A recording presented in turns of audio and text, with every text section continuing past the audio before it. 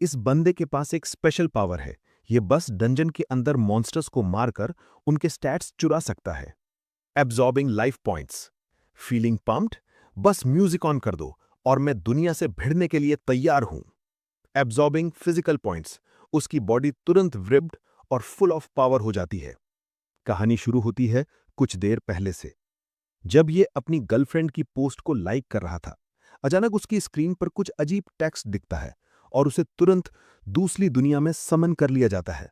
एक अनाउंसमेंट होती है जिसमें कहा जाता है कि अब प्लेसमेंट टेस्ट शुरू होगा। आंख खुलते ही वो खुद को एक अंधेरी गुफा में पाता है। अभी भी उसे गुस्सा आ रहा था, चिल्लाते हुए कहता है, मैं कहाँ हूं, मैं कौन हूं।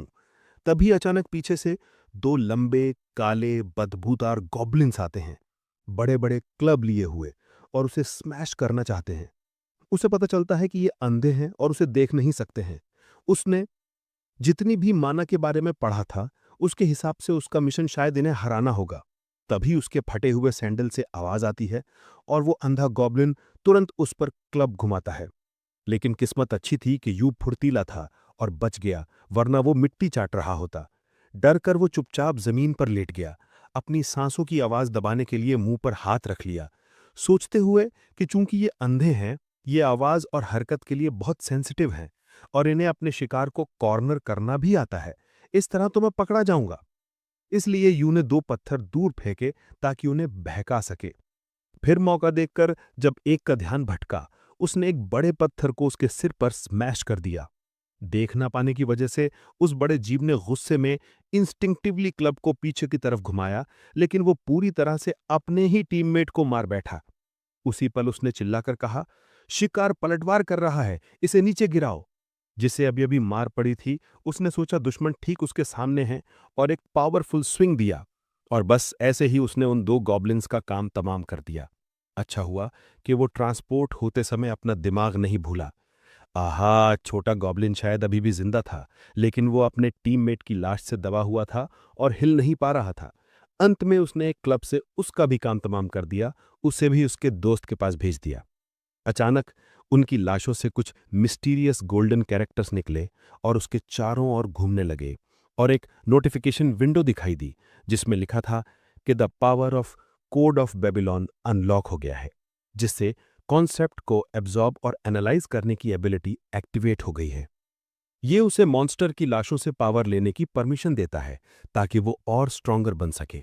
कॉन्फिडेंस से भरा यू इस बिगनर्स डंजन को अकेले ही क्लियर करने निकल पड़ा, एक लालची मुस्कान के साथ। Time to grind some stats boys. जल्द ही उसने डंजन को पूरी तरह से क्लियर कर दिया।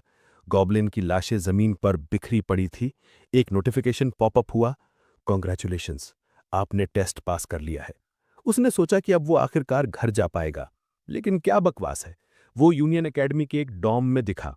फिर उसे एकेडमी की यूनिफॉर्म दी गई, और जबकि वो आमतौर पर काफी प्लेन दिखता है, एक बार जब उसने गियर पहना, वो एक बिल्कुल अलग इंसान था।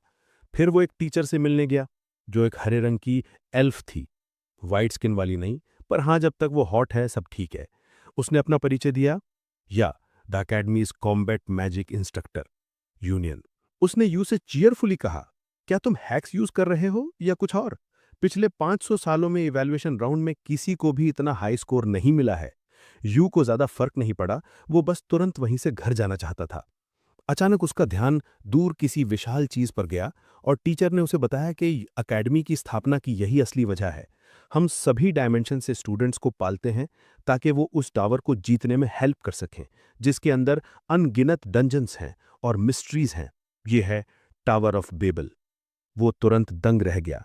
उसे याद आया कि उसके दादाजी ने उसे बचपन में क्या बताया था, कि उसके पूर्वज टावर के असली मास्टर थे, और वही है जो बान family, the family of masters की खोई हुई ग्लोरी वापस ला सकता है। फिर अपने प्रोफेसर की मदद से वो घर लौट पाया। अपने परिवार को सब कुछ बताने के बाद उसके दादाजी बहुत खुश हुए, चिल्लाते हुए कहते हैं, तुम्हें टावर ऑफ बेबल मिल गया, एक्सीलेंट, ये मेरा पोता है।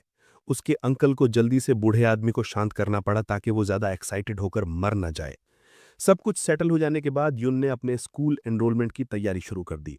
अब यूनियन के एक लो लेवल डंजन में, एक गॉब्लिन नेस्ट केव के अंदर, यून एक नए एडवेंचर के लिए तैयार था। उसके हाथ में इनफाइनाइट एमो वाली AK-47 थी। वो गॉब्लिन्स को मॉडर्न सिविलाइजेशन की पावर के बारे में सिखाने लगा। गॉब्लिन्स को अटैक करने का मौका भी नहीं मिला, इससे पहले कि वो बुलेट की बारिश से मारे गए, और यून शांति से आगे बढ़ा। किसी की हिम्मत नहीं थी जो उसका रास्ता रोक सके। मैं यहाँ हूँ, मैं यहाँ हूँ। पहले मेरी एबिलिटी लैंग्वेज तक लिमिटेड थी, लेकिन अब मैंने इसे गॉब्लिन से एक्वायर कर लिया है। सब कुछ पूरी तरह से बदल गया है। कोड ऑफ बैबिलोन के साथ मैं सभी चीज़ों के कॉन्सेप्ट्स को वर्बलाइज, अब्जॉर्ब और मैनिपुलेट कर सकता हूँ।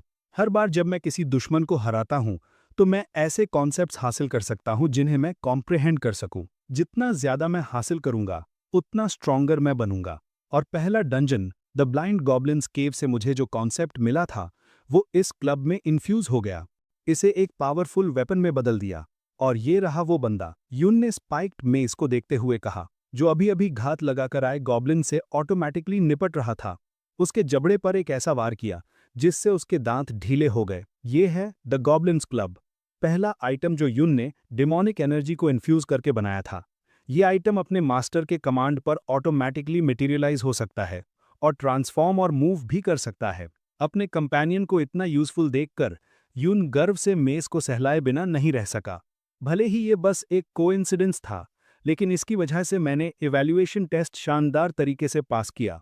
अपनी जीत से सैटिस्फाइड होकर यून ने डिफीटेड रेमिनेंट्स को देखा और बड़बड़ाया, ठीक है, अब लूट इकट्ठा करने और कोड्स को कंफर्म करने का समय आ गया है। इसके साथ ही उसने लाशों से कॉन्सेप्ट्स को तेजी से अब्जॉर्ब कर लिया। गॉब्लिन से उसने एक्वायर किया life 5.5, mana 3, demonic essence 5.0, body 3, soul 2, leadership skill 1, murderous intent 1.7, family 0.5। जैसे ही वो नोटिफिकेशंस को देख रहा था, मॉन्स्टर्स से कलेक्ट किए गए कॉन्सेप्ट्स के बीच एक खास चीज ने यून का ध्यान खींचा। ये कुछ ऐसा था जो उसने पहले कभी नहीं देखा था। सोल क्या है? जैसे ही उसने बोलना खत्म किया, बैंग मांगा मेस उत्सुकता से उसकी ओर दौड़ा। क्या हुआ? क्या तुम्हें ये चाहिए? यून ने पूछा, और बैंग मांगा ने तुरंत सिर हिलाया। ये देखकर यून ने बिना किसी हिचकिचाहट के कॉन्सेप्ट उसे दे दिया। बिल्कुल, ये तुम्हारा है। एक मिनट रुको, मैं तुम्हें लाइफ, मॉन्स्टर और डीमन एसेंस भी देता हूं। ये कहने के बाद यून ने अपना ध्यान केंद्रित किया। अपने हाथ के चारों ओर तैरते पिक्टोग्राफिक कैरेक्टर्स को कंट्रोल करते हुए उन्हें एक स्फीयर में कंप्रेस किया। मैंने यही सीखा है, कलेक्ट किए गए कॉन्सेप्ट फ्रैगमेंट्स को लेना और उन्हें मेस में इन्फ्यूज करना। जैसे ही उसने ये सोचा, उसने तेजी से स्फीयर को बैंग मैंगा में धकेल दिया।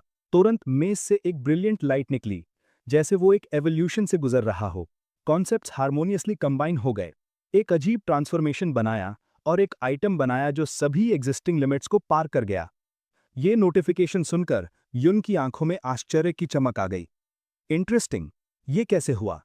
क्या मैंने अलग किए गए कॉन्सेप्ट में से एक ऑटोमैटिकली ट्रांसफॉर्म हो गया? उसने एक्सक्लेम किया। तुरंत बाद लाइट का स्फेयर टूट गया। उसके अंदर एक छोटा सांप दिखाई दिया। सुपीरियर फ्यूजन प्रोसेस की वजह से एक एम क्लास मैजिकल बीस्ट बनाया गया था। एक मैजिकल बीस्ट?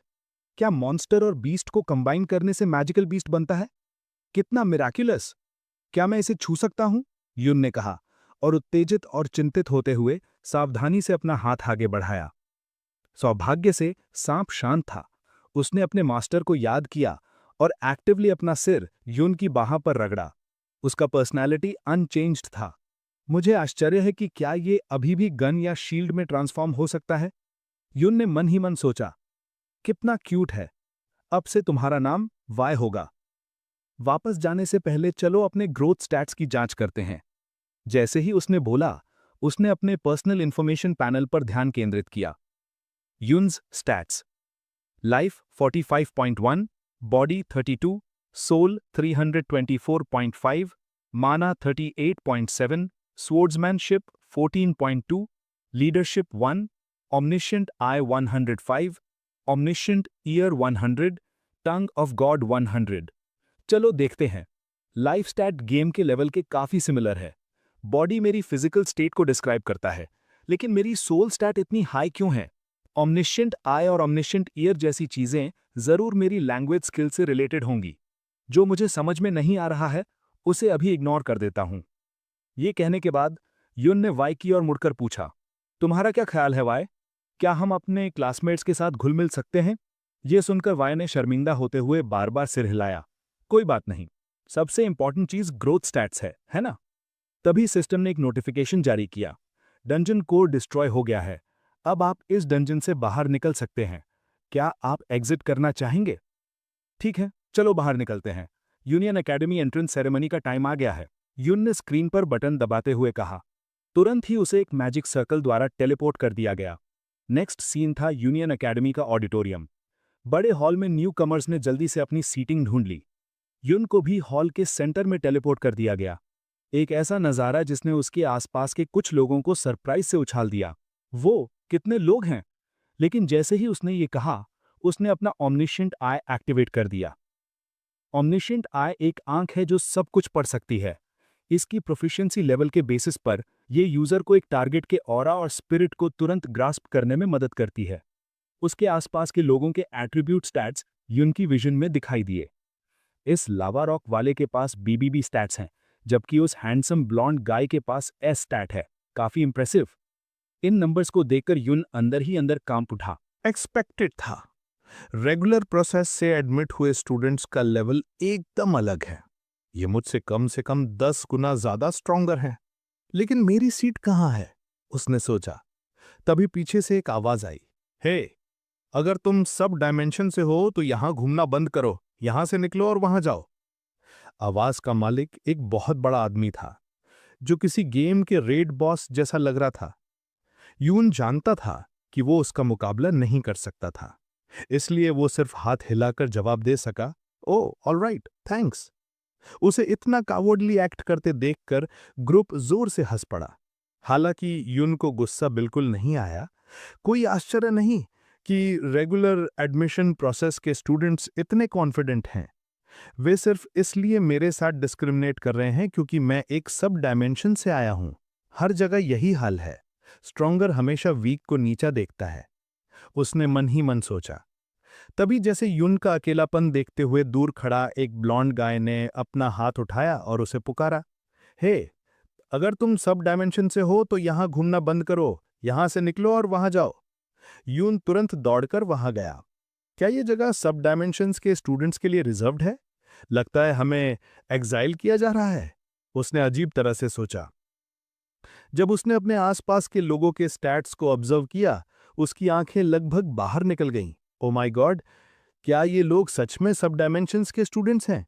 इनके स्टैट्स इतने हाई हैं कि ये सभी रेगुलर एडमिशन स्टूडेंट्स को धूल चटा सकते हैं। यून की लाइन ऑफ साइट में ब्लॉन्ड गाय के पास SAA स्टैट्स थे। व्हाइट हेयर्ड गर्ल SSS थी और पिंक हेयर्ड गर्ल ABS थी। इसके अलावा उसने स्टैट्स की 3 और लाइंस भी देखीं, क्वेश्चन मार्क, C और F। एक दूसरे का चेहरा साफ देखने के बाद यून को पता चला कि वो लाई को जानता था। क्या तुम लाई हो? हाँ। हे, क्या ये हमारी स्पॉट है? दिस इज ग्रेट, यून ने कहा, जबकि मन ही मन सोच रहा था, ये लाई है, वो हैंडसम गाय जिससे मैं एंट्रेंस सेरेमनी से पहले डॉम में मिला था। हमारी पहली मीटिंग काफी स्पेशल थी। डॉम रूम में मिलते ही लाई ने अपनी स्वॉर्ड सीधे उसकी तरफ पॉइंट करके यून का वेलकम किया और चिल्लाया, हु इज देयर? अपनी गर्दन पर स्वॉर्ड देखकर यून की आंखें बड़ी हो गईं। हे, इस तरह की ड्रेस पहने हुए मैं और कौन हो सकता हूं? मैं एक न्यू स्टूडेंट हूं, तुम्हारा रूममेट हूं, यून चिल्लाया। लाई चौंका, जिसने महसूस किया कि उसका एक्शन बहुत एग्रेसिव था। ओह सॉरी, मैंने अभी अभी अपना प्रैक्टिकल इवैल्यूएशन खत्म किया है, इसलिए मैं अभी भी ऑन एज हूं। Are you okay? हाँ, यून ने जवाब दिया, लेकिन उसे अभी भी थोड़ा एनॉयड महसूस हो रहा था। फिर उसने मन ही मन सोचा, वो लड़का किसी फेरी टेल के प्रिंस जैसा दिखता है, थोड़ा हॉट हेडेड, लेकिन उसने पहले ही अपोलोजाइज कर दिया है, इसलिए इतना बुरा नहीं है। इससे पहले कि यून अपने टेस्ट के बारे में बात कर पाता, लाई ने स्नॉट किया। उसकी आवाज एरोगेंस से भरी हुई थी। वो तुम्हारा प्रैक्टिकल इवैल्यूएशन था? बेसिक ट्रेनिंग वाला एक रूकी भी एक गॉब्लिन का आसानी से हंट कर सकता है। मेरे प्रैक्टिकल टेस्ट में मेरे ओपोनेंट्स घूल्स और ओगर्स की पूरी आर्मी थे। एक एक्साइटेड टोन में उसने अपनी ग्लोरियस फीट को रिकाउंट किया, जिससे यून का ब्लड बॉयल हो गया। उसने खुद को शांत करने के लिए कुछ सेकंड्स लिए। नॉट सो बैड, लेकिन ये लड़का बहुत टैक्टलेस है। खैर, मेन कैरेक्टर का चेहरा धीरे धीरे रिलैक्स हो गया। आह, वैसे हमने अभी तक वॉशअप भी नहीं किया है और हम पहले से ही बातें कर रहे हैं। मुझे भी किसी से बात किए हुए काफी टाइम हो गया है। मी टू, लाई ने सहमति में सिर हिलाया। ठीक उसके बाद लड़के ने ग्रिन किया, अपनी शर्ट उतारी, एक टोन्ड मस्कुलर बॉडी को रिवील करते हुए। ऑलराइट, चलो शावर लेते हैं, यहाँ बाथरूम शेयर्ड है ना, शावर लेते हुए बात करते रहेंगे, उसने कैजुअली सजेस्ट किया, जबकि दूसरी ओर लाई अचानक बीट रूट जैसा लाल हो गया। तुम पहले शावर ले लो यू। हाँ, यून ने मुड़कर पूछा, लेकिन लाई इतना एम्बैरेस था कि वो उसे आंखें नहीं मिला सका। मैं बाद में शावर लूंगा, लाई ने ऑकवर्डली कहा, जिससे यून ने उसे शक की नजर से देखा। प्रेजेंट में वापस आकर यून ने खुद से कहा, टाइम इस ऑकवर्डनेस को मिटा देगा। इसके अलावा ये स्पेशल स्टूडेंट्स के लिए रिजर्व्ड एरिया है, तो वो दोनों जरूर। ये सोचते हुए उसने उनसे ग्रीट करने के लिए मुड़कर कहा, hello hi. Pink heard girl ने इनोसेंट और क्यूट अपीयरेंस देखते ही जवाब दिया। यून लगभग शॉक से बेहोश हो गया। So cute, it's nice to meet you, उसने दोहराया, फिर व्हाइट हेयर्ड गर्ल की ओर मुड़ा। Oh right, you too, hello. उसके सामने डिस्टिंक्टिव ब्लैक आईज वाली व्हाइट हेयर्ड गर्ल ने यून को इंटेंटली घूरा, जिससे वो थोड़ा फ्लस्टर्ड हो गया। क्या है? यून ने पूछा। तुम्हारी बाह पर लिपटी हुई चीज इंटरेस्टिंग लगती है, उसने कामली कहा, और यून तुरंत समझ गया कि वो किस बारे में बात कर रही थी। उसने बिना किसी हिचकिचाहट के छोटे सांप को समन किया। वाई? You mean Y? आप सब इसे देख सकते हैं, राइट? वाई के अडोरेबल अपीयरेंस को देखकर वो तीनों पिघल गए। यहां तक कि आमतौर पर ठंडी रहने वाली व्हाइट हेयर्ड गर्ल भी एक्साइटमेंट से ब्लश करने लगी। So cute. ये सांप वो पहले वाला आइटम था, राइट? इसे बस कुछ ही दिन हुए हैं, ये इतना कैसे बदल गया? क्या मैं इसे छू सकती हूँ? ये बहुत अडोरेबल लग रहा है, पिंक हेयर्ड गर्ल ने विश किया। व्हाइट हेयर्ड गर्ल ने अपना परिचय देने के लिए बोलना शुरू किया। मैं डू जो हूँ, एक मार्शल मास्टर की बेटी हूँ। और तुम्हारा नाम क्या है? मैं बानूगन हूँ, मेन कैरेक्टर ने जवाब दिया। फिर उसने पलटकर पूछा, लेकिन मार्शल मास्टर क्या होता है? क्या तुम्हारे पास कुछ मार्शल आर्ट्स हैं, जैसे एनर्जी ब्लास्ट्स शूट करना? ये सवाल सुनकर वे तीनों हंसने लगे, जिससे यून कंफ्यूज्ड हो गया। यहां तक कि डू जो भी इतना हिल रही थी कि उसे अपना मुंह ढकना पड़ा। तुम्हारी अंडरस्टैंडिंग पूरी तरह से गलत नहीं है। सच में? चूंकि ये एक फैंटेसी वर्ल्ड है, मार्शल वर्ल्ड का एग्जिस्ट करना अजीब नहीं है, यून हंसते हुए बोला। पिंक हेयर्ड गर्ल ने भी अपना परिचय दिया। मैं रूओ हूँ, nice to meet you. I am Alan, तुम लोग मुझे लाई कह सकते हो। It's a pleasure to meet you डूजो, रूओ, लाई ने एक ब्राइट स्माइल के साथ कहा। हालांकि ये कहने के ठीक बाद डियोको घृणा से मुड़ गई, जिससे लाई ने आंखें घुमा लीं। ये देखकर यून सिर्फ एक राय स्माइल दे सका और कहा, लगता है सेरेमनी शुरू होने वाली है। उसने स्टेज पर बैठी ब्यूटीफुल प्रोफेसर यूमा को देखा।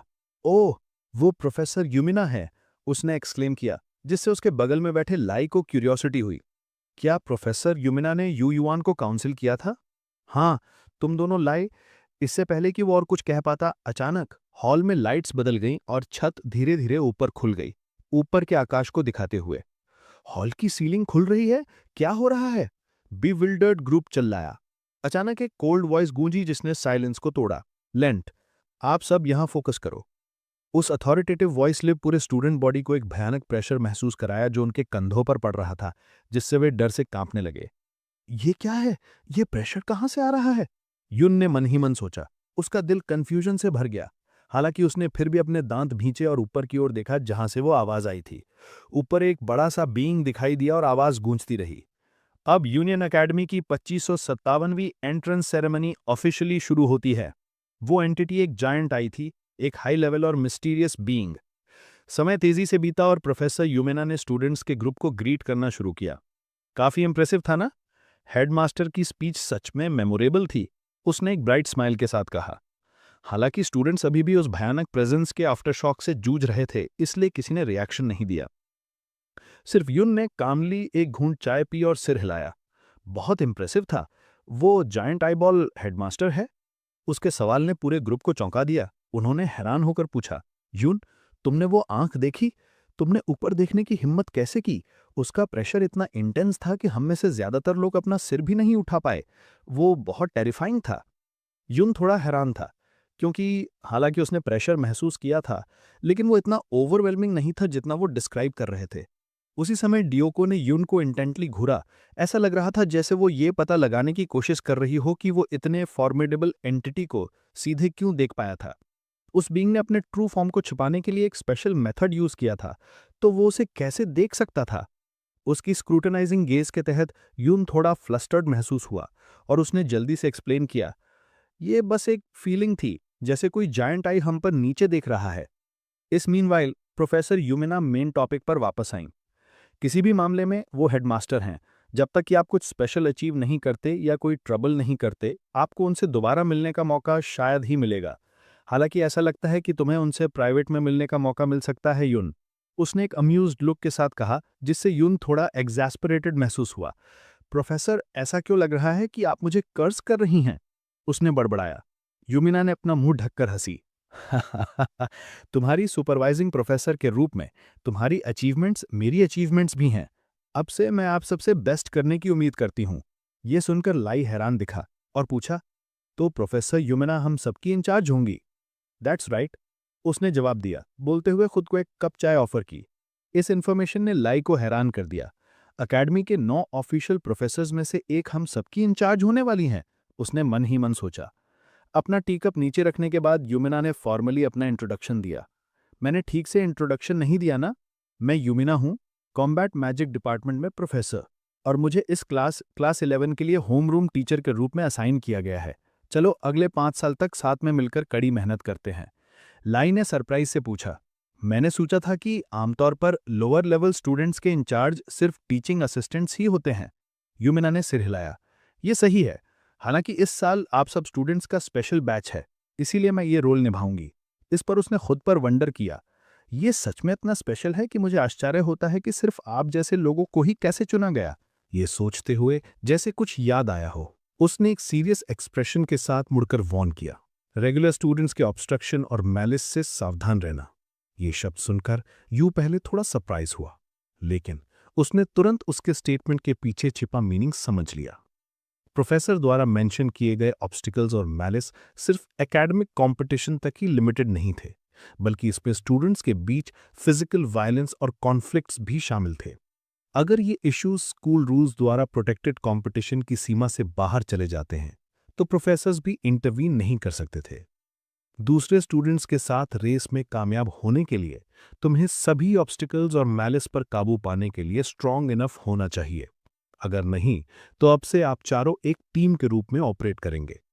आप स्पेशल स्टूडेंट्स हैं, वन ऑफ अ काइंड। इसके अलावा ग्रेजुएशन तक आप एक साथ टावर्स पीक को कॉन्कर करने वाले टीममेट होंगे। ऑल राइट, अभी के लिए इतना ही काफी है। अकेडमी ने तुम्हारे लिए एक छोटा सा गिफ्ट तैयार किया है। आइटम मिलने के बाद रूल्स और डिटेल्स एक्सप्लेन किए जाएंगे। जैसे ही उसने बोलना खत्म किया, उसने अपने फिंगर स्नैप की और एक ब्रिलियंट आइटम तुरंत ग्रुप के सामने दिखाई दिया, जिससे वे एस्टॉनिश्ड हो गए। ये एक पेंडेंट था। क्या यह स्टूडेंट आइडेंटिफिकेशन के लिए है? यह बस एक नॉर्मल नेकलेस जैसा दिखता है। तुम इसे आइडेंटिफिकेशन के लिए और स्कूल की सभी फैसिलिटीज को एक्सेस करने के लिए यूज कर सकते हो। साथ ही ये तुम्हें यूनियन कैंपस के अंदर टेलीपोर्ट करने की भी परमिशन देता है। टेलीपोर्टेशन फीचर को टेस्ट करने के लिए उन्होंने चैंट किया, teleportation is professor Yumina is so beautiful. जैसे ही वो फ्रेज बोला गया, वे तीनों बाहर फेंक दिए गए। Professor Yumina is so beautiful, रुओ ने बड़ी आंखें करते हुए चिल्लाया, और फिर वे अपनी ओरिजिनल पोजीशन पर टेलीपोर्ट हो गए। और इस चैंट के बारे में वे तीनों सिर्फ साइलेंट रह सके। प्रोफेसर यूमा के बारे में क्या कहें, उन्हें समझ नहीं आया। गुड ग्रीफ, ग्रुप ने साई किया। हमें टावर में एंटर करने के लिए इस आइडेंटिफिकेशन पेंडेंट की जरूरत है, इसलिए चाहे हमें पसंद हो या ना हो, हमें इसे सेफ रखना होगा, ली ने कहा, और जल्दी से पेंडेंट को अपनी पॉकेट में टक कर लिया। उनके सामने पिंक हेड रो को वंडर हुआ, लेकिन सिर्फ यू को ही क्यों रोका गया? कौन जानता है, ली ने कंधा उचकाते हुए जवाब दिया। शायद उसने उस टेरिफाइंग एंटिटी को सेंस कर लिया। होसो ने अपने थॉट्स वॉइस किए। जैसे ही वो बोली, उसे प्रोफेसर यूमिना की किसी के साथ फोन कॉन्वर्सेशन याद आई। नो, हमने टी पार्टी तैयार की है। दुर्भाग्य से सभी स्टूडेंट्स में से सिर्फ वही था जो हेडमास्टर को सीधे देख सकता था। सीन हेडमास्टर के ऑफिस में शिफ्ट हो गया। यू एक मेमने की तरह चुपचाप बैठा था। ये क्या है? मुझे पहले ही दिन हेडमास्टर से प्राइवेट में मिलना पड़ रहा है। मैंने कुछ गलत तो नहीं किया, है ना? यू ने कंफ्यूजन में सोचा। उसका एंग्शियस एक्सप्रेशन देखकर हेडमास्टर ने बोलना शुरू किया। Look directly at me. मेरा ट्रू बॉडी अभी यहां नहीं है। ये आवाज डेस्क पर रखी एक डॉल से आई। ये सुनकर यू ने आखिरकार डॉल को देखने की हिम्मत की और पूछा, हेडमास्टर? नो, मैं चेयरमैन हूं, मुझे बस टीचर कहो, उसने इंस्ट्रक्ट किया। यस टीचर, यू ने जल्दी से जवाब दिया। फिर चेयरमैन सीधे पॉइंट पर आ गए। मुझे एक्सप्लेन करना चाहिए कि मैंने तुम्हें यहां क्यों बुलाया। नॉर्मली मैं एक स्टूडेंट के डेवलपमेंट में इंटरफेयर नहीं करता, चाहे वो स्ट्रांग हो या वीक, चाहे वो टावर में सर्वाइव करें या मर जाएं, मुझे परवाह नहीं है। मेरा एकमात्र गोल है अपनी आंखों से उस इंसान को देखना जो टावर के टॉप पर चढ़ता है। बाकी सब मीनिंगलेस है। ये डिक्लेरेशन सुनकर यू साइलेंट हो गया। सच में टावर मेरे एंसेस्टर्स की लेगेसी थी। बन क्लैन को पूरी पावर और ग्लोरी के साथ इसे वापस पाने के लिए डेस्टिन किया गया था। मैं पूरे टावर को वापस पाने के लिए अपनी जान जोखिम में डालने को तैयार हूं। लेकिन हेडमास्टर का सामना करते हुए, इन दूसरे स्टूडेंट्स का सामना करते हुए, टावर का क्या मतलब है? उन्हें इसे कॉन्कर करने के लिए इस डायमेंशन में क्यों आना पड़ा? अपनी क्यूरियोसिटी को दबा नहीं पाने पर यू ने पूछने का फैसला किया, सर ये टावर एग्जैक्टली क्या है? सवाल सुनकर प्रिंसिपल कुछ सेकंड्स तक साइलेंट रहे, शायद अपने स्टूडेंट की क्यूरियोसिटी से सरप्राइज्ड हो। फिर उन्होंने धीरे से जवाब दिया, टावर देवताओं का पथ है और एक ग्रेट ट्रायल भी है। गॉड्स? क्या वे वही गॉड्स हैं जिनके बारे में हर कोई हमेशा बात करता है? ये और भी ज्यादा कॉम्प्लिकेटेड होता जा रहा है। यूनिस खुद से बड़बड़ाया। क्या सोचे, कंफ्यूजन में था। मीनवाइल प्रिंसिपल ने जारी रखा, नॉर्मली जब स्टूडेंट्स डिफिकल्टीज का सामना करते हैं तो मैं इंटरफेयर नहीं करता, लेकिन ये टाइम एक एक्सेप्शन है, क्योंकि मैं तुम में ग्रेट पोटेंशियल दिखता हूं, जो अब तक का मैंने सबसे ग्रेटेस्ट पोटेंशियल देखा है। मैं तुम्हें टावर को कॉन्कर करने की तुम्हारी जर्नी के लिए प्रिपेयर करने में मदद करने के लिए अरेंजमेंट्स करूंगा। जैसे ही उन्होंने बोलना खत्म किया, टेबल पर रखी छोटी डॉल का आर्म धीरे से उठा, एक strange beam of light shoot करते हुए जो यू के आइडेंटिफिकेशन नेकलेस में मर्ज हो गया। यह क्या है? यू ने सरप्राइज में एक्सक्लेम किया। प्रिंसिपल ने जल्दी से एक्सप्लेन किया, मैंने एकेडमी की बाउंड्रीज के बाहर तुम्हारे एक्सप्लोरेशन प्रिविलेजेस को एक्सपैंड कर दिया है। अब तुम किसी भी डंजन में फ्रीली ट्रैवल कर सकते हो। टावर को कॉन्कर करने से पहले अपने फ्री टाइम का यूज अपने स्किल्स को होन करने के लिए करो। एकेडमी के बाहर? यू ने फिर से पूछा, अभी भी डाउट से भरा हुआ था। दैट्स राइट, अब तुम्हें जाना चाहिए। याद रखना, टावर पर चढ़ने से पहले अपने स्किल्स इंप्रूव करना। अगर तुम एक्सेप्शनली परफॉर्म करते हो तो मैं तुम्हारे लिए नेक्स्ट प्रिविलेज अनलॉक करूंगा।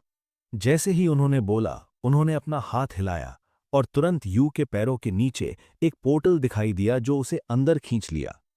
The next privilege? यू ने एस्टॉनिशमेंट में एक्सक्लेम किया। दैट्स राइट, ये टावर को इंडिपेंडेंटली एक्सप्लोर करने का राइट है। मैं हमारी अगली मीटिंग की उम्मीद करता हूं। जैसे ही शब्द बोले गए, यू को रूम से बाहर धकेल दिया गया और वो सीधे टीचर यूमा की बाहों में घिर गया, जो उसके पीछे इंतजार कर रही थी। क्या प्रिंसिपल के साथ मीटिंग अच्छी लगी? यूमा ने एक ब्राइट स्माइल के साथ पूछा। यू ने ऊपर देखा, लेकिन उसकी व्यू दो जाइंट हिल से ब्लॉक हो गई थी। एम्बैरेस्ड होकर वो जल्दबाजी में पीछे हट गया और खड़ा हो गया। प्रिंसिपल अक्सर अपने गेस्ट्स को ऐसे ही डिसमिस करते हैं, स्ट्रेंज है ना? यूमा ने कंधा उचकाते हुए स्माइल किया, जबकि यू ने सीधे उसे देखने की हिम्मत नहीं की। यस, उसने शाइली जवाब दिया। वो शुरू से ही तुमसे मिलने का इंतजार कर रहे थे यू। शांत होने के बाद यू ने प्रिंसिपल के साथ अपनी कॉन्वर्सेशन और उनके प्रॉमिसेस को रीकाउंट किया, जिससे यूमा पूरी तरह से एस्टॉनिश्ड हो गई। ओ माय गॉश, एक स्टूडेंट को एकेडमी छोड़ने की परमिशन देना, ये एक इनक्रेडिबली ह्यूज प्रिविलेज है, यूमा ने एक्सक्लेम किया। क्या ये इतना बड़ा डील है? मुझे अपने लैकिंग स्किल्स को जल्दी से इंप्रूव करने की जरूरत है, यू ने फिर से पूछा, अभी भी सवालों से भरा हुआ था। ये सुपर ह्यूज है। तुम टावर के बाहर डंजन्स को फ्रीली एक्सप्लोर कर सकते हो और यहां तक कि दूसरी सिटीज में भी ट्रैवल कर सकते हो। इसका मतलब है कि तुम्हें किसी और की तुलना में कहीं ज्यादा एक्सपीरियंस और प्रिपरेशन मिलेगी, यूमा ने एक्सप्लेन किया। आज से पहले किसी भी स्टूडेंट को यह प्रिविलेज नहीं मिला है। ये सुनकर यू को रियलाइज हुआ कि उसे कितना फेवर किया गया है। तो ऐसा है, मैंने सोचा कि उन्हें लगता है कि मैं इतना वीक हूं कि मुझे रेमीडियल क्लासेस की जरूरत है। थैंक हेवेंस, यू धीरे से चकल किया। यूमा ने जारी रखा, उसकी आवाज में थोड़ी जेलसी थी। तुम बहुत लकी हो you, I am so jealous. Normally हम टीचर्स इस टाइम बाहर जाने के लिए बहुत बिजी होते हैं। Is that so? यू ने फिर से पूछा। दैट्स राइट, क्योंकि यूनियन एक अकेडमी है, सब कुछ स्टूडेंट सेंटर्ड है, इसलिए हम टीचर्स के लिए काफ़ी इनकन्वीनियंट है। इस प्रिविलेज के साथ तुम डंजन्स एक्सप्लोर कर सकते हो, सिटीज़ ट्रैवल कर सकते हो और यहाँ तक कि शॉपिंग भी कर सकते हो। तुम जो चाहो वो स्नैक्स भी खा सकते हो। I am so jealous. जितना ज़्यादा वो बोल रही थीं, उसका चेहरा यू के करीब आता गया, एक बहुत ही स्ट्रेंज एक्सप्रेशन के साथ, जिससे यंग मैन को पसीना छूट गया। पसीने से लथपथ यूमा ने आखिरकार अपना ट्रू पर्पस रिवील किया। एक बहुत ब्यूटीफुल सिटी है जहां तुम्हें जाना चाहिए, इसे रोनिका कहते हैं, और वहां का स्प्रिंग टेम्पल सच में। अपने टीचर को खत्म करने का इंतजार न करते हुए उसने जल्दी से उसे कट ऑफ कर दिया। डर था कि कहीं वो उसे जिंदा न खा जाए। प्रोफेसर, मैं आपके लिए एक गिफ्ट क्यों ना खरीद लूं? समय तेजी से बीता और सीन एकेडमी के बाहर के एक लोकेशन पर शिफ्ट हुआ। यू अब युमिना द्वारा असाइन किए गए टास्क को पूरा करने के रास्ते पर था।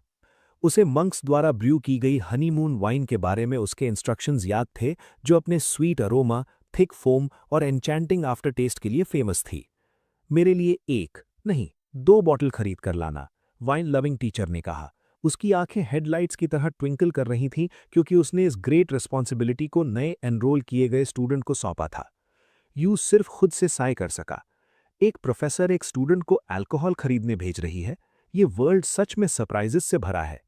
लेकिन लकीली उसके पास पहले से ही एक आइटम इन्वेंट्री था।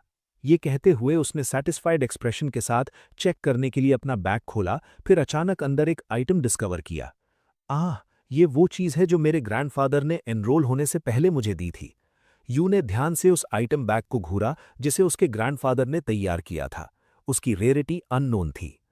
टाइम वापस एनरोलमेंट डे से पहले यू जब जाने की तैयारी कर रहा था, उसके ग्रैंडफादर बैग लेकर उसके पास आए। Are you ready Yu? Yes, मैं लगभग सेट हूं। Did you sleep well? Yu ने जवाब दिया। और अपने ग्रैंडसन को सुनकर बूढ़े आदमी ने बैग को जमीन पर एक भारी थड के साथ रख दिया। इसे खोलो और जितना चाहो उतना ले लो। ये क्या है? यू ने क्यूरियोसिटी से पूछा। बस इसे खोलो और तुम्हें पता चल जाएगा, उसके ग्रैंडफादर नोइंगली हंसे। जैसे ही उसने बैग खोला, एक गोल्डन लाइट फ्लैश हुई जिससे यू लगभग ब्लाइंड हो गया। ये सब प्योर गोल्ड है, क्या मैं सच में कुछ ले सकता हूं? यू ने अस्टॉनिशमेंट में पूछा। चिंता मत करो, ये हमारे एंसेस्टर्स द्वारा टावर ऑफ बेबल को ढूंढने के उद्देश्य से छोड़ी गई फैमिली फॉर्चून है। ये सब तुम्हारा है, अब इसे जैसे चाहो वैसे यूज करो, उसके ग्रैंडफादर ने खुशी से कहा। यू इतना मूव्ड हुआ कि वो रोने लगा। थैंक यू ग्रैंडफादर, इससे बहुत मदद मिलेगी, लेकिन इसे कैरी करना थोड़ा मुश्किल लगता है ना? उसने स्टैमर किया। मुश्किल क्यों होगा? उसके बूढ़े आदमी ने रिटॉर्ट किया। बस इसे देखने से ये हैवी लगता है। यू सिली बॉय, उसके बूढ़े आदमी ने अनॉयड होकर चिल्लाया। प्रेजेंट में वापस आकर अपना इन्वेंट्री खोलने के बाद यू ने अपने सभी पर्सनल आइटम्स बैग में टॉस कर दिए। आइटम स्टोरेज होना कितना कन्वीनियंट है। ग्रैंडपा ने कहा था गोल्ड हर जगह वैल्यूएबल होता है, इसीलिए मैं बस कुछ बार्स ले जाऊंगा। All right, I am all set. Time to step into this new world, Yu ने कहा, और अपने सामने मॉडर्न सिटी को देखकर सिटी के अंदर चलने लगा। वो यहाँ के डेवलपमेंट लेवल से एस्टॉनिश्ड था। ओह, भले ही ये दूसरा डायमेंशन है, अर्बन लैंडस्केप काफी सिमिलर है ना? जब वो विचारों में खोया हुआ था, यू ने अचानक स्काई में फ्लाइंग व्हीकल्स पर लोगों को देखा और तुरंत अपना मुंह बंद कर लिया। नो, ये सब बहुत डिफरेंट है। वो क्या है? ये उड़ रहा है, ये कैसे पॉसिबल है? उसने एक्साइटेड होकर सोचा, लेकिन उसके अनफेमिलियर अपीयरेंस ने पहले ही कुछ गार्ड्स का अटेंशन खींच लिया था। हे, तुम वहां, तुम कहां से हो? यू मुड़ा, लेकिन इससे पहले कि वो एक्सप्लेन कर पाता, दोनों गार्ड्स ने उसकी यूनिफॉर्म पहचान ली और तुरंत अपना एटीट्यूड बदल लिया। ओ माय गुडनेस, क्या आप यूनियन एकेडमी के स्टूडेंट हैं? हेलो, हम रोनिका सिटी के वेस्ट साइड के बॉर्डर गार्ड्स हैं। उन्होंने अटेंशन में खड़े होकर सल्यूट किया। यून उनके इंटेंस वेलकम से एम्बैरस्ड महसूस कर रहा था। सिर्फ इसलिए कि मैं यूनियन स्टूडेंट हूं? उसने अपना सर खुजाया और कहा, हेलो, मैं बैन युआन हूं, यूनियन एकेडमी का फर्स्ट ईयर स्टूडेंट हो। उसके बाद दोनों उसकी तरफ क्यूरियोसिटी से भरे चेहरों के साथ मुड़े। लेकिन फिर भी आप यहां तक कैसे पहुंचे? बैन युआन, क्या आपको प्रिंसिपल से परमिशन मिल गई है? दैट्स राइट, उसने कहा। मैं एक्सप्लोर करने के लिए फ्री था, यू ने सर हिलाते हुए जवाब दिया। आई अंडरस्टैंड, प्रिंसिपल और टीचर्स की वजह से ही हमारी सिटी आज इतनी पीसफुल है। हम उनके हमेशा आभारी रहेंगे, दोनों ने स्माइल के साथ कहा। जिससे यू ने इस एकेडमी की ट्रू पावर को रीअसेस करना शुरू कर दिया। अगर आपके कोई सवाल हैं तो बेझिझक हमसे पूछिए। और एक लड़का जो अभी भी अनअवेयर था, वो इस अपॉर्चुनिटी को कैसे जाने दे सकता था? तुरंत उसने स्काई में फ्लाइंग व्हीकल की ओर पॉइंट किया और पूछा, अब मुझे वो खरीदना है, उसकी प्राइस कितनी है? टाइम तेजी से गुजरा और अब रू अपने ब्रांड न्यू फ्लाइंग व्हीकल पर ग्रासी फील्ड के ऊपर क्रूज कर रहा था। ओ माय गॉड, ये अमेजिंग है, यू जोर से चिल्लाया। फ्लैशबैक 1 घंटे पहले का। यू का सवाल सुनकर दोनों गार्ड्स को पसीना आ गया और उन्होंने उसे इन्फॉर्म किया, अगर तुम उसकी बात कर रहे हो तो तुम एचए फ्लाइंग मोटरसाइकिल की बात कर रहे हो। बेस मॉडल ही 2,50,000 रोनिया का है, जो काफी एक्सपेंसिव है। ये सुनकर यू का चेहरा ब्लैंक हो गया। उसने पूछा, 2,50,000 रोनिया कितना होता है? तो इसे एचए फ्लाइंग मोटरसाइकिल कहा जाता था। उसी मोमेंट उसने कन्वीनियंटली अपने इन्वेंट्री से एक प्योर गोल्ड इंगट निकाला और पूछा, क्या मैं इसके बदले इसे ट्रेड कर सकता हूं? यंग मैन को कैजुअली इतना वैल्यूएबल आइटम निकालते देखकर गार्ड की आंखें डिसबिलीव से बाहर निकल आईं। ये गोल्ड है। तुम्हें इतना बड़ा गोल्ड इंगट कहां से मिला? क्या ये चीज रियल है? ओह, मेरे ग्रैंडफादर ने मुझे दिया था, यू ने स्माइल के साथ कहा। प्रेजेंट में वापस। वो खुद अभी भी थोड़ा शॉक था। एक सिंगल गोल्ड इंगट 75 मिलियन रोनिया का था। उसे अपने ग्रैंडफादर को धन्यवाद देना पड़ा, जिन्होंने उसे इसे लेने के लिए इंसिस्ट किया था। गोल्ड हर जगह यूजफुल होता है तुम इडियट, इसे लेना जरूर, बूढ़े आदमी ने गुस्से में चिल्लाया था। लेकिन ये हैवी और पेनफुल है। ये सच है कि एक यंग मैन के लिए बहुत ज्यादा पैसा होना भी एक बर्डन हो सकता है। यहां पर जैसे हवा के सीधे उसके खिलाफ बहने का रश महसूस करते हुए छोटा सांप याय मटीरियलाइज हो गया, जिससे यू ने एक्साइटेड होकर अपने कंपेनियन को शो ऑफ किया। ओह याय, तुम हो? तुम्हें क्या लगता है? बिल्कुल तुम्हारी तरह। स्पिरिट और डीमन के कॉन्सेप्ट ने इस फ्लाइंग मोटरसाइकिल को लाइफ दे दी है। इसका नाम लिलिथ है। तो अब से तुम दोनों को साथ रहना चाहिए। लिलिथ तब क्रिएट हुआ था जब यू ने उसे स्पिरिट और डीमन का कॉन्सेप्ट दिया था। उसे याय की तरह ही अपनी विल के साथ एक लिविंग बीइंग में बदल दिया था। जहां तक याय की बात है, अपने मास्टर के शब्द सुनकर छोटे सांप ने अपनी टंग फ्लिक की। ये क्लियर नहीं था कि वो एनॉयड था या प्लीज्ड। इस रिएक्शन पर ध्यान न देते हुए यू ने प्रोफेसर यूमिना द्वारा दिए गए टास्क को नहीं भूला था। ऑलराइट, मैंने प्रोफेसर यूमिना के लिए वाइन खरीद ली और याई के लिए एक छोटा सिबलिंग क्रिएट कर दिया। जो कुछ मुझे करना था वो सब हो गया है, तो अब वापस जाने का टाइम आ गया है। चलो अकेडमी वापस चलते हैं, यू ने एक ब्राइट स्माइल के साथ कहा। हालांकि थोड़ी देर बाद हमारा हीरो एक टेबल पर असहज रूप से फैला हुआ था। उसका सर इस तरह घूम रहा था जैसे उसे एनीमिक हो। ओ गॉड, मेरा सर! हमारा प्रोटैगनिस्ट दूध के लिए रोते हुए पपी की तरह ग्रोन कर रहा था। तभी लिए पास आया। फ्रस्ट्रेशन में उसके सामने पानी का एक ग्लास रखा और सर हिलाया। I am very disappointed in you. यो मुझे विश्वास नहीं हो रहा कि हमारी गेट टुगेदर के ठीक बाद तुम बिना कुछ कहे बाहर चले गए और कंप्लीटली वेस्टेड होकर वापस आए। लिए ने यू को एक जजमेंटल लुक दिया, जिससे वो अपॉलॉजी में स्टैमर करने लगा। प्रोफेसर यूमिना ने मुझे फोर्स किया, मैं रिफ्यूज नहीं कर सकता। जैसे ही वो बोला, यू को प्रोफेसर की इमेज याद आई, जो उसे कॉलर से पकड़े हुए थी, उसे जाने नहीं देने के लिए डिटर्मिन्ड थी। बॉटम्स अप, एक और राउंड पियो, जब तक उसका चेहरा सनसेट जैसा लाल नहीं हो गया। ये पहली बार है जब मैंने अपनी लाइफ में अल्कोहल पिया है, यू ने जल्दी से कहा। पानी का ग्लास पकड़ा और उसे गटक लिया। इस बीच डोको ने कूली यू की चेस्ट पर फ्लावर शेप्ड पिन को देखा और पूछा, तो क्या यही वो पिन है जो तुम्हें प्रोफेसर के ड्रिंकिंग बडी बनने के बाद क्लास रिप्रेजेंटेटिव बनने के बदले में मिला? यू पीछे झुक गया और जवाब दिया, क्लास रिप्रेजेंटेटिव? अगर तुम्हारा मतलब क्लास प्रेसिडेंट से है तो दैट्स राइट। उसी मोमेंट डूको ने उन दोनों को डिक्लेयर करके चौंका दिया। अगर हमें हम चारों के लिए एक रिप्रेजेंटेटिव चुनना है तो वो मैं होंगी, क्योंकि मैं यहां सबसे स्ट्रॉन्गेस्ट हूं। तुम सहमत हो, है ना? उसने घूर कर देखा। ली ने तुरंत ऑब्जेक्शन किया और कहा, यह थोड़ा स्ट्रेंज है जो, हालांकि हम इक्वल टीममेट्स हैं, मुझे ये क्लियर करना होगा, तुम्हारा एरोगेंट एटीट्यूड टावर पर चढ़ने के हमारे फ्यूचर के लिए बेनिफिशियल नहीं है, और मैं इससे भी सहमत नहीं हूं कि तुम स्ट्रॉन्गेस्ट हो। ली ने जो के चेहरे पर सीधे पॉइंट करते हुए चिल्लाया। जीहो ने सिर्फ स्नॉट किया और सिर हिलाया। क्या तुमने अभी अभी कहा कि हम इक्वल हैं? How ridiculous! कल ही तुम वो थे जिसने प्रोफेसर से पूछा था कि क्या तुम अकेले टावर पर चढ़ सकते हो? उसमें इक्वालिटी कहाँ है? उसने कंधा उचकाते हुए कहा, जिससे यूली एम्बैरसमेंट से ब्लश हो गया। दैट्स यूली स्टटर करने लगा। शब्दों की कमी थी। युन और रुओ ने उसे सस्पिशियस आईज से देखा। ओह दैट्स राइट, तुमने ऐसा कहा था, यूली ने ऑकवर्डली कहा। नो, मैं सिर्फ क्यूरियोसिटी से पूछ रहा था, ऐसा नहीं है कि मैं सबके साथ नहीं रहना चाहता। इस बीच युन टेबल पर ढीला पड़ गया, सोचते हुए। मैंने सोचा था कि मैं क्लास शुरू होने से ही इस तरह के डिवीजन से बच सकता हूं। तो मैं सजेस्ट करने की प्लानिंग कर रहा था कि हम सब मिलकर एक प्लान बनाएं, लेकिन हमारा ग्रुप पहले से ही डिसअरे में है। मुझे क्लास प्रेसिडेंट बनने में भी इंटरेस्ट नहीं है, लेकिन अब मैं समझता हूं कि प्रोफेसर ने मुझे क्यों चुना। यूली में सॉफ्ट स्किल्स की कमी है, लेकिन उसमें हाई प्राइड है, जबकि जीहो टिरानिकल है। भले ही वो स्ट्रांग है, वो बस दूसरों को रिजेंटफुल कर देगी। रुओ बहुत पैसिव है, लीडरशिप के लिए सूटेबल नहीं है। स्टूडेंट्स का कितना स्पेशल ग्रुप है। इस थॉट के साथ युन ने बोलना शुरू किया। वेट अ मिनट, सब लोग शांत हो जाओ और मेरी बात सुनो। क्लास प्रेसिडेंट को स्ट्रांगेस्ट पर्सन होने की जरूरत नहीं है।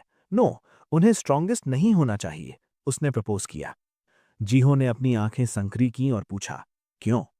क्योंकि अगर स्ट्रांगेस्ट पर्सन क्लास प्रेसिडेंट होगा तो वो सिर्फ अपने दम पर सब कुछ डिसाइड कर लेगा, जबकि एक क्लास प्रेसिडेंट को क्लास को यूनाइट करने की जरूरत होती है। वो ऐसा नहीं कर सकते। प्रेसिडेंट एक ऐसा इंसान होना चाहिए जो सबके लिए फेयर सॉल्यूशंस ढूंढ सके। इसलिए मुझे लगता है कि मेरे जैसा easy going person class president होना चाहिए। इजी गोइंग तुम? जीहो लगभग हंस पड़ी। फाइन, प्रोफेसर के पास क्लास प्रेसिडेंट को अपॉइंट करने का राइट है, इसलिए मैं अभी के लिए वही मानूंगी जो तुम कहते हो, जीहो ने स्माइल के साथ कहा। सबसे डेंजरस पर्सन को सहमत होते देखकर युन ने राहत की सांस ली। उसके दिल में टेंशन धीरे धीरे दूर हो गई। थैंक्स, जीहो ने जारी रखा। उसका टोन सीरियस और सिंसियर दोनों था।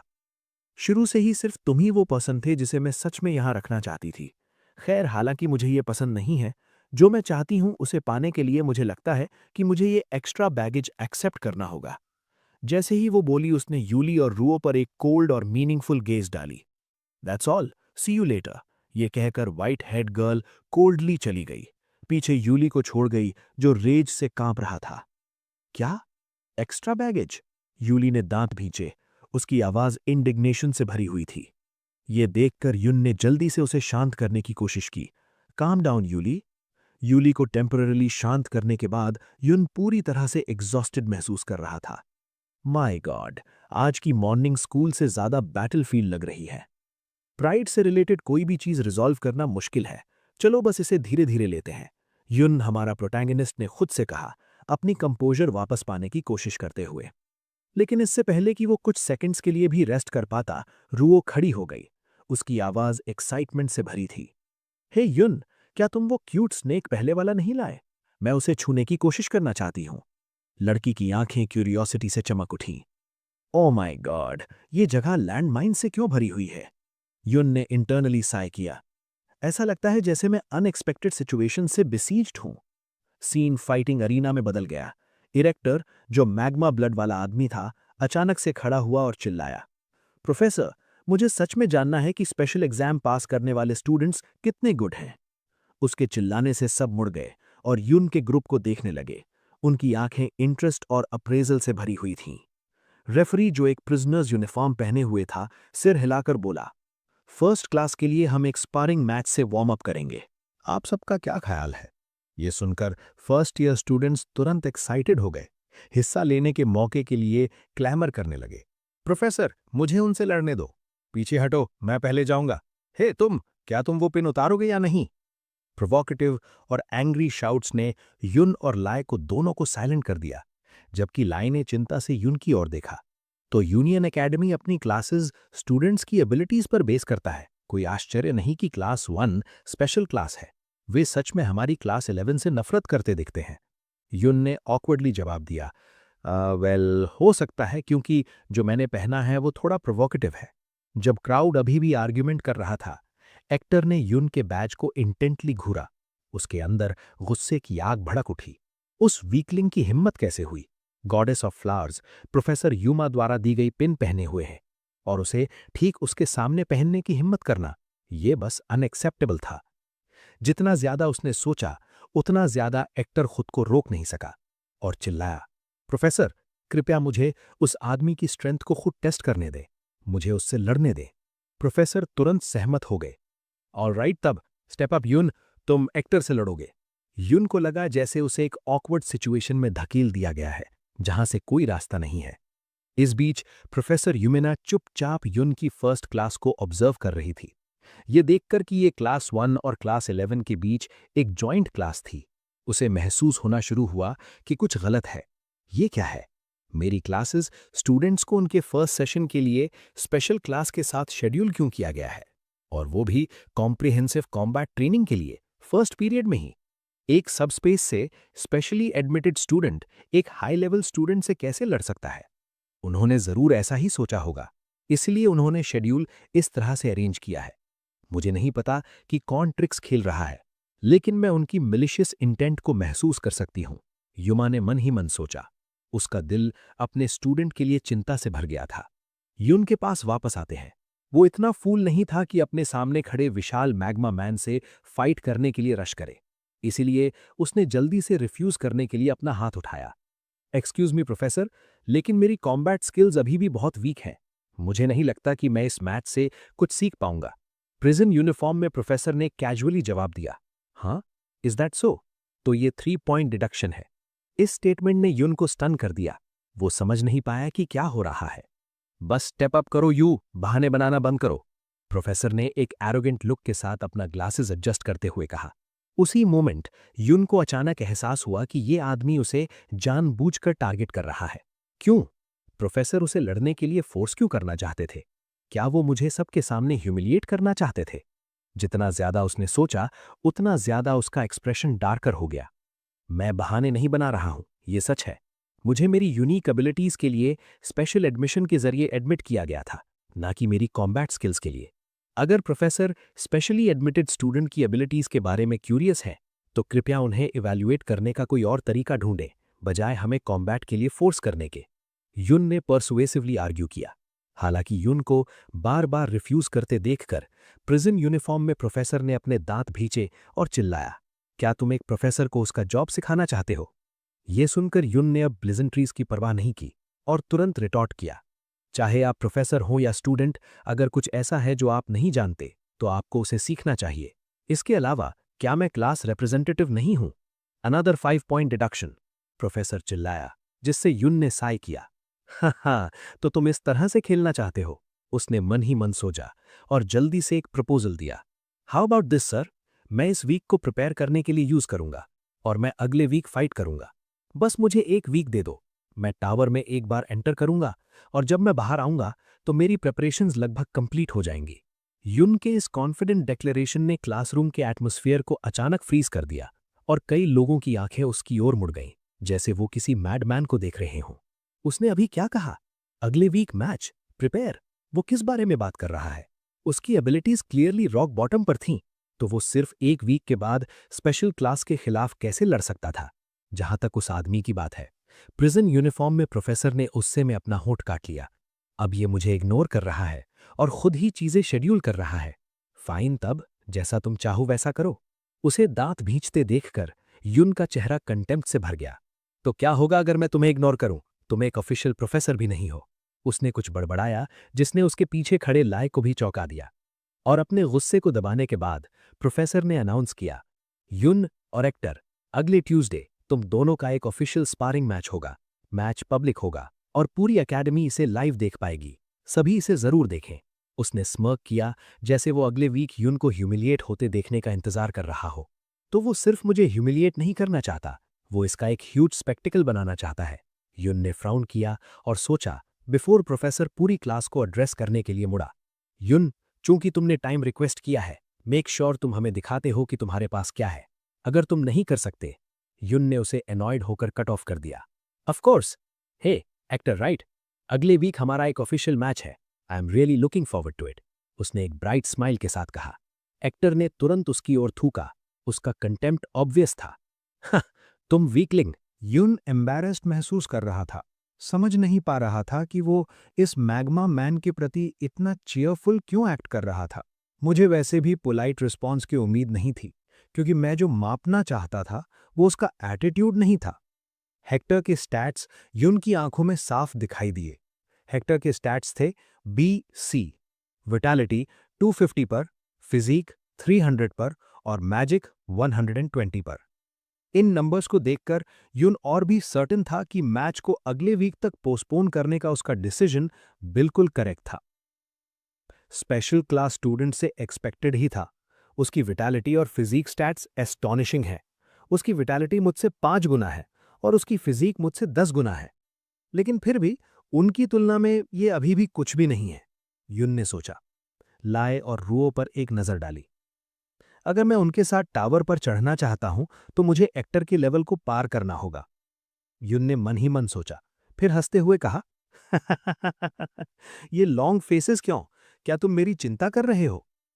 युन के शब्दों को इग्नोर करते हुए डीएचएस ने पीछे से कोल्डली वार्म अप करना शुरू कर दिया। ये क्या है?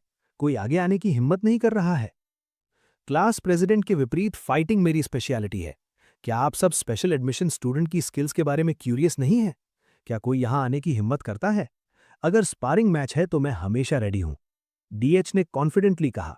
उसके स्टैट्स तो हेक्सागोनल फ्रेम से भी बाहर निकल रहे थे।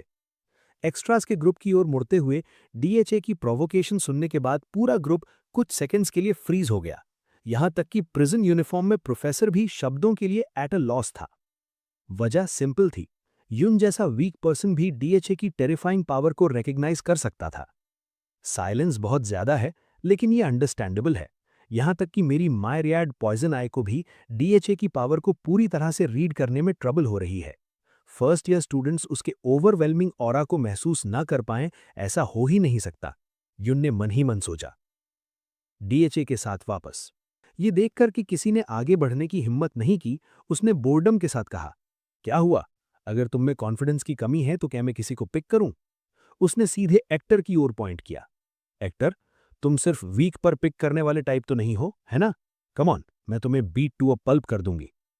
इसका सामना करते हुए एक्टर चौंक गया। शायद उसे एहसास हो गया था कि डीएचए की पावर उसकी अपनी पावर से कहीं ज्यादा थी। एक्टर अभी टेरिफाइड होगा। उसका ओरिजिनल टारगेट मैं था, लेकिन अब उसे किसी कंप्लीटली अनएक्सपेक्टेड पर्सन ने चैलेंज कर दिया है। यहां हर कोई इसे सेंस कर सकता है। अगर वो सिर्फ फेस सेव करने के लिए डीएचए के चैलेंज को एक्सेप्ट करता है तो वो गया काम से। वो बुरी तरह से इंजर्ड हो जाएगा, जिससे एक वीक के अंदर रिकवर करना मुश्किल हो जाएगा। हालांकि इससे मुझ पर कोई फर्क नहीं पड़ता, पर ऐसा नहीं होना चाहिए। इस थॉट के साथ युन ने बोलने का फैसला किया। वेट, डॉग, हाँ सॉरी, लेकिन एक्टर का अगले वीक मेरे साथ मैच है।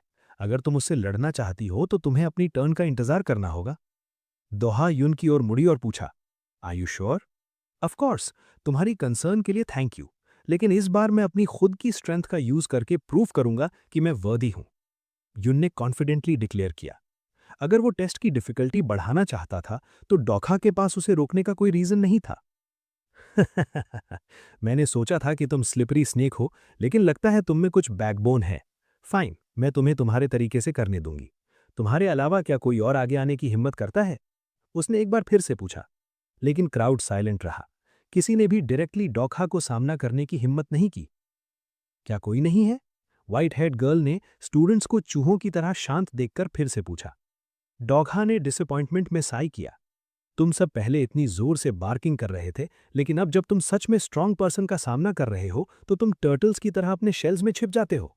उसके शब्द सुनकर फर्स्ट ईयर स्टूडेंट्स ने अपने दांत भींचे, लेकिन चाहे वो कितने भी एंग्री हो, उन्होंने खड़े होने की हिम्मत नहीं की, जब तक कि एक ब्लॉन्ड हेड गाय ने नहीं कहा, तुम किसे टर्टल कह रही हो जो अपने शेल में छिपा हुआ है? ये सच है कि वीक और स्टूपिड अक्सर ग्रुप्स में इकट्ठा होते हैं, टफ एक्ट करते हैं और जोर से बार्किंग करके अपने खुद को प्रोटेक्ट करने की कोशिश करते हैं। क्या तुम कॉमेडी शो कर रही हो या क्या? जब उसने किसी को वर्ड्स के साथ डोखा को चैलेंज करते हुए सुना, युन ने तुरंत उस पर अटेंशन दिया। ये क्या है?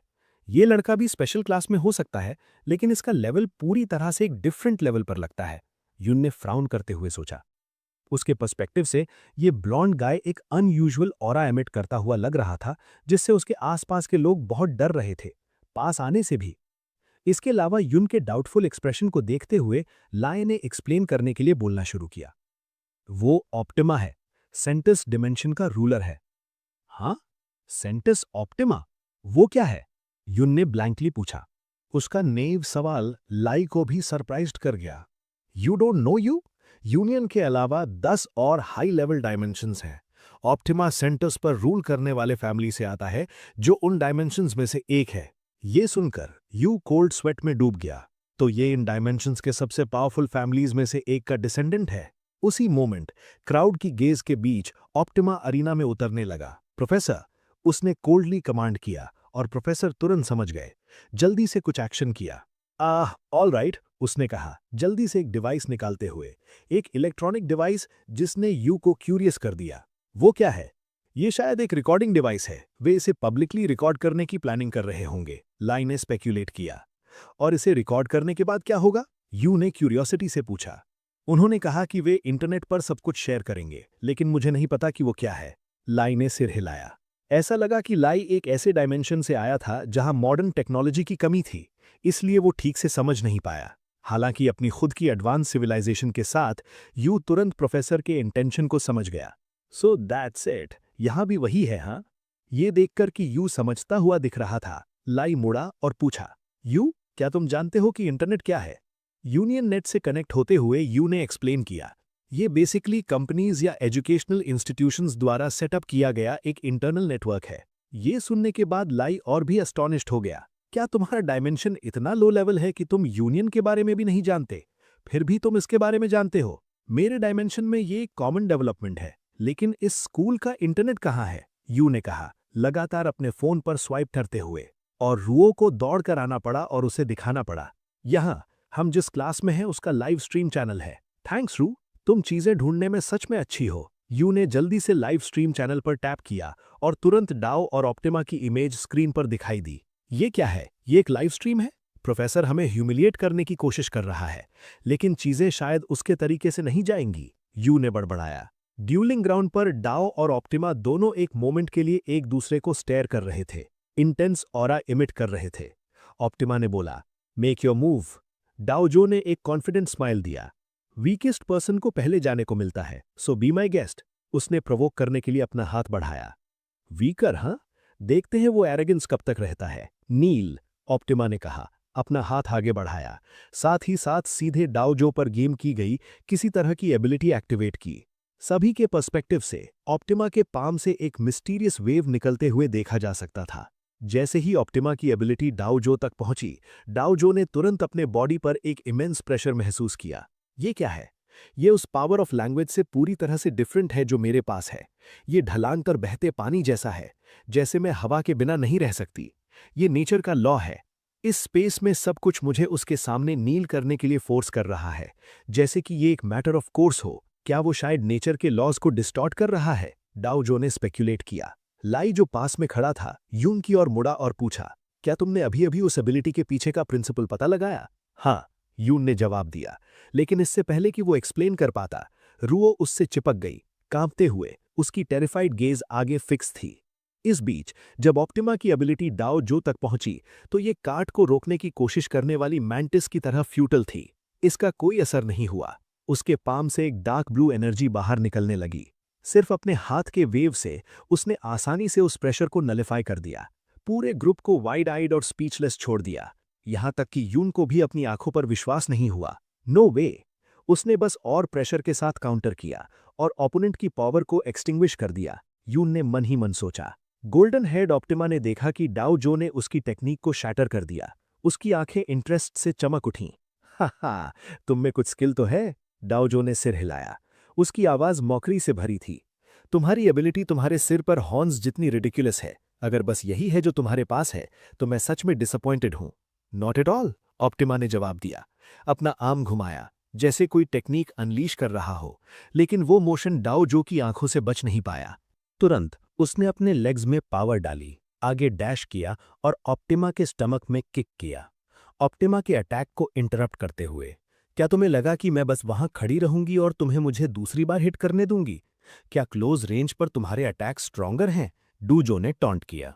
ऑप्टिमा ने एक एनर्जी शील्ड से डिफेंड किया, लेकिन डिफेंसिव पर फोर्स किए जाने से उसके ईगो को हर्ट हुआ।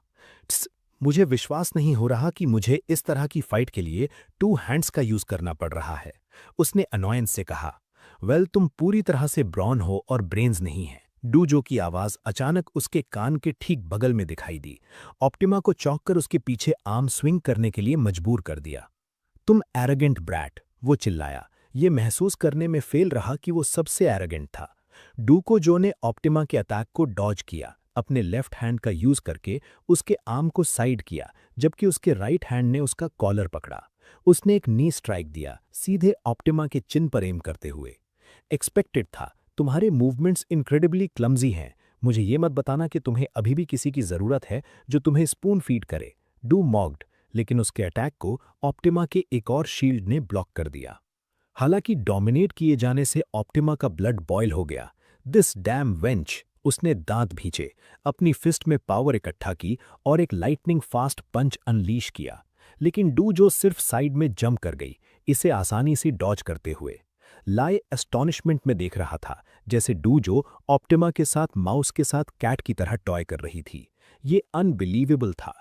सेंटिस का रूलर ऑप्टिमा डू द्वारा पूरी तरह से डोमिनेट किया जा रहा था। ये देखकर युन, जो चुपचाप उन दोनों को ऑब्जर्व कर रहा था, उसने अपनी खुद की थ्योरी बताई। लगता है वो लड़का ऑप्टिमा ओपोनेंट्स को सप्रेस करके हराने का आदी है, जैसे नेचर के लॉज को डिस्टॉर्ट करके। हालांकि वो मेथड डॉग गोजो पर कोई इफेक्ट नहीं डालता हुआ लगता है, और ठीक इसी वजह से वो इस करंट सिचुएशन में है। क्राउड की वॉचफुल आइज के नीचे ब्लॉन्ड हेयर्ड गाय को होसो द्वारा फाइट बैक करने का चांस दिए बिना बीट टू अ पल्प किया जा रहा था। उसके अटैक्स प्रिसाइज और पावरफुल थे, फेस पर पंचेस की बारात से लेकर चिन पर हाई किक तक। अगर उसका एनर्जी शील्ड नहीं होता तो वो शायद बहुत पहले कोलैप्स हो गया होता। युन पर वापस आते हुए हमारे कमेंटेटर ने अपना एनालिसिस जारी रखा।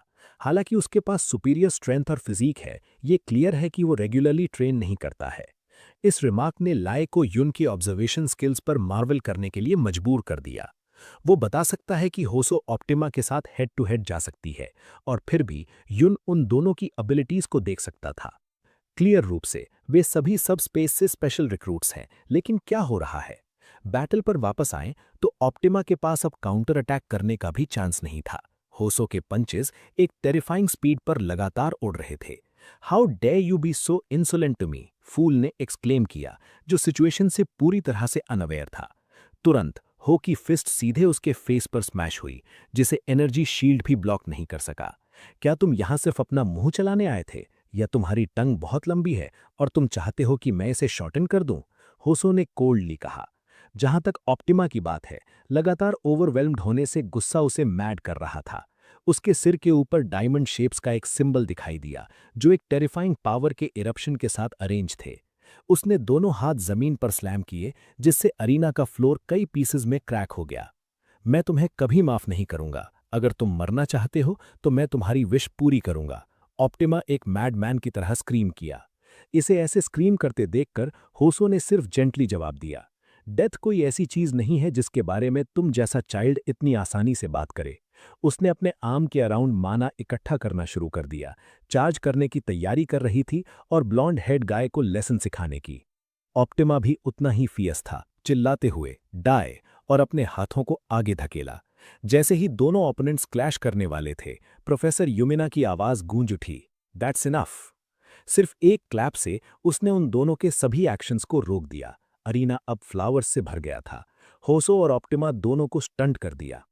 यूमिना ने जेंटली कहा, हमारी एकेडमी स्टूडेंट्स को डेथ मैचेस में एंगेज करने के लिए एनकरेज नहीं करती है।